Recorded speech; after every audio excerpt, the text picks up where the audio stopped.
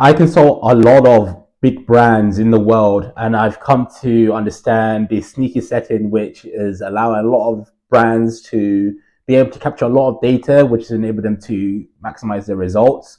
But also, I've seen other brands toggle this on and off, and it's actually hindering their ability to scale and hindering their ability to collect data. And this can cause a lot of problems down the line because it means that you can't find the right customers for the brand. So in this video, I'm going to go into more detail what this setting is in the Meta Ads Manager, and I'm essentially going to show you how you can make sure that you are utilizing this to the best of the campaign's ability and essentially get you from your current situation to your target revenues. So watch this video to the end, and I go into this in a lot of detail. And this actual setting is called the attribution windows, and this is essentially a case where you are able to track data and get it back to Facebook so they can utilize it to understand where the conversions are coming from, who's actually buying your products, and from that point onwards, they'll know who is particularly interested in future products that you may be selling, or be able to find more of the similar customers in the audience that you're targeting. So this is essentially what this setting is going to be. So as you can see here, I've created a dummy campaign with a dummy ad set, and we're pretty much just going to go through the attribution settings that you want to be utilizing. So if you look here, you can just set up your conversion location, which would be the website, most likely, performance goal, maximize number of conversions. You add your pixel here, and you will want to click on more, where it says more underneath that, and it's going to allow you to see the attribution setting. And as I previously mentioned, this is meant to show or allow the algorithm to understand when your customers are buying a product after seeing the ad. And in this case, at the moment, it's set to a 7-day click-through. So what this means is that when a person or someone who's viewed your ad clicks on the ad, up to 7 days later, Facebook will be allowed to track what they're doing and whether or not they purchased during that period or not. And if they purchase within that 7-day period after clicking the ad, then Facebook will get the credit for that sort of conversion, right? So if it was over 8 days or over 7 days, so for example, if the particular customer bought after 8 days after they viewed and clicked on the ad, it means that Facebook won't get the credit for this. And so it's very important that we understand when they bought the product and why we want it as long as possible. But here you can choose 7 days or you can choose 1 day. 1 day click through means that after 1 day, after they click the ad, if it is 24 hours, then and they buy the product or they buy from the website, then that ad will get the credit for the conversion. And so the data will appear in Ads Manager that they had bought the product, right? But if it was over 24 hours, then Facebook will not get the credit for that. So ideally, you want this to be 7 days, right? And the reason for that is because you want the algorithm to collect as much data as possible. As we know that after iOS 14, their data collection has been severely hindered because it allowed people to opt out of being tracked in terms of their purchase behavior, their sort of behavior on the websites, and sort of be able to understand what products they're buying and when they're buying it. And this means that it had less data that Facebook could leverage in order to find new customers. So this is why you want it on 7 days instead of 1 day, because it allows Facebook to collect as much data as possible. And we have Engage View for video only. And now this one is not really applicable in this case because this is essentially for like skippable ads and ads of those sort. But in this case, we just deal with normal ads, and it's not really going to be a large portion of the audience pool that you're reaching out to or see your ad. So this is set as none. And then view through. Now this is essentially going to be 1 day. This is what I recommend, because what this means is that if a visitor clicks on your ad or views your ad rather, and they buy 24 hours later after viewing the ad, then Facebook will get the credit and it means that the conversion will pay in Ads Manager. And after that 24-hour period, if they go ahead and purchase after that, then Facebook will not get the credit for that.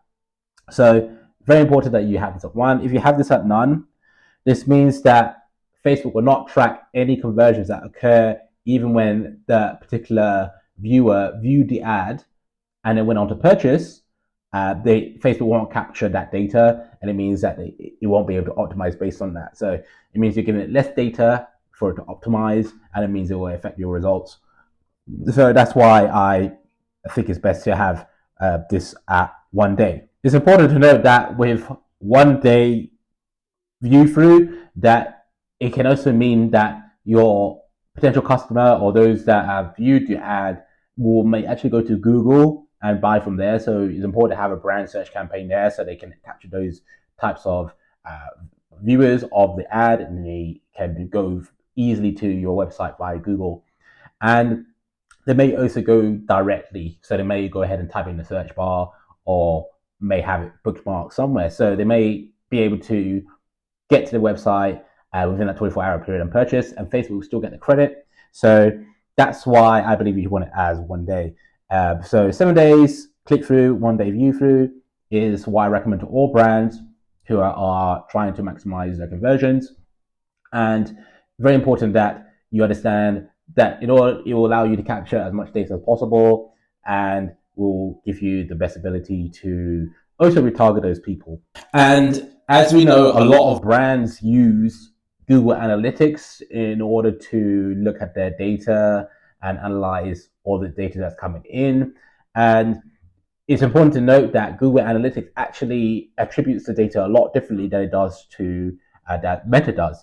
So what happens with Google is that it looks at last click attribution. So it gives the credit to the ad or the touch point where the last click took place. So for example, let's say somebody viewed a Facebook ad and then they go around to Google and then they view a Google ad.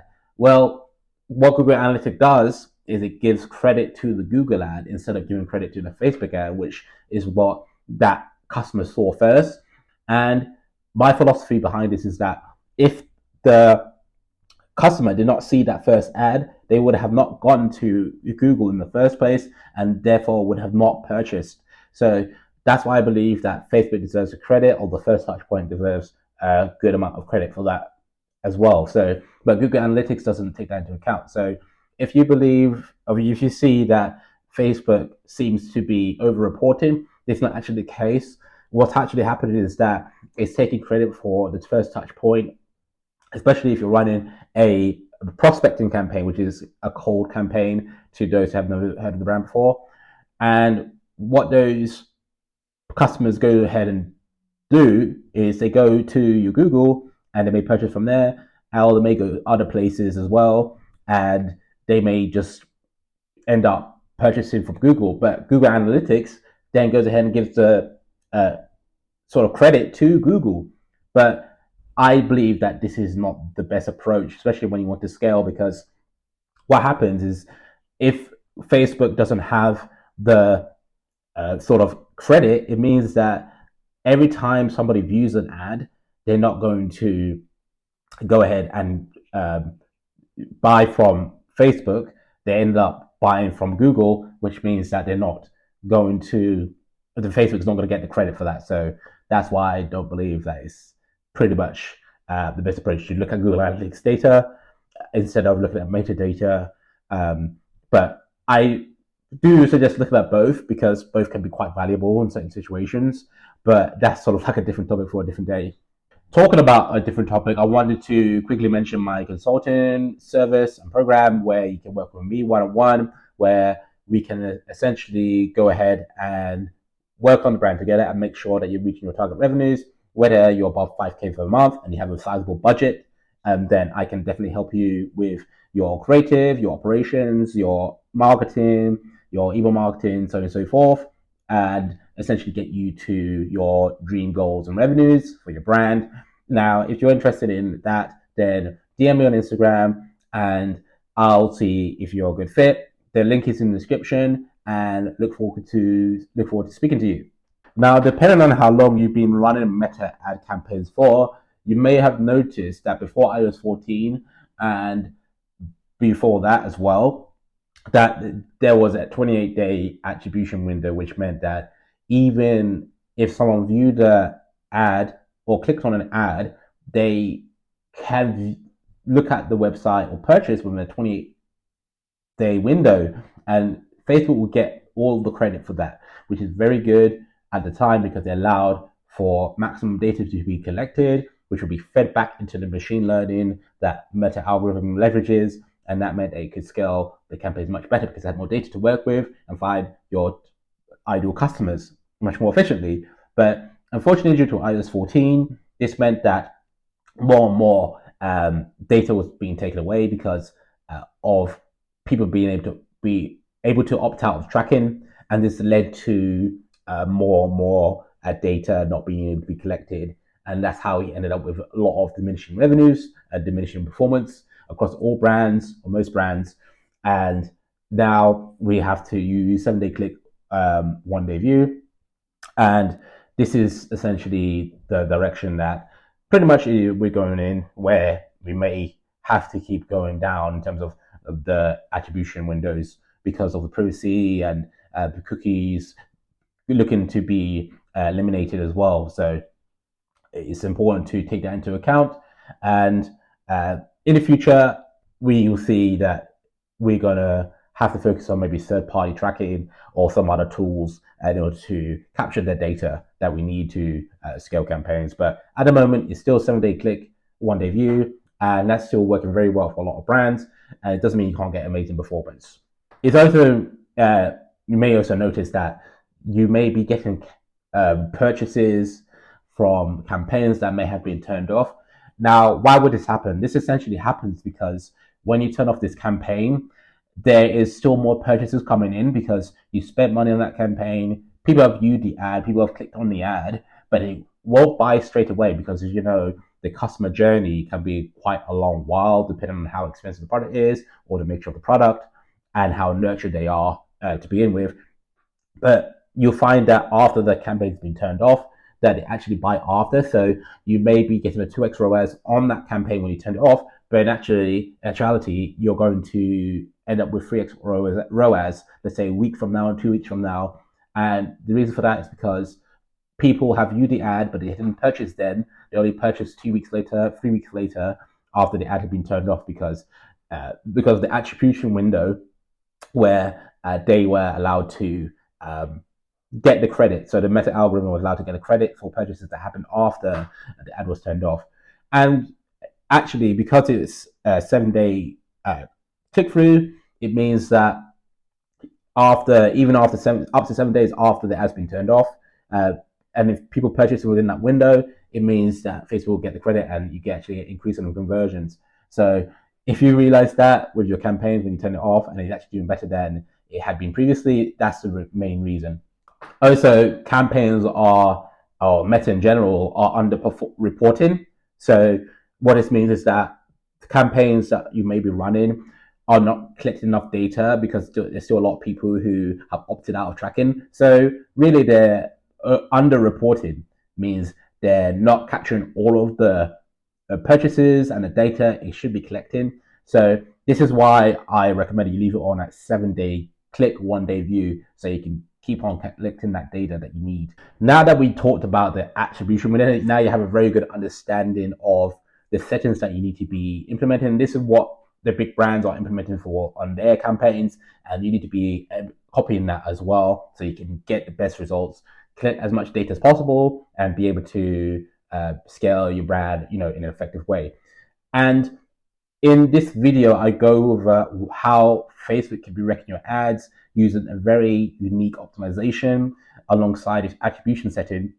And this is going to help you to understand whether or not you need to be turning this optimization on or off, and whether or not how you can essentially use it to the best of your campaign's performance. So check this video out and see you there.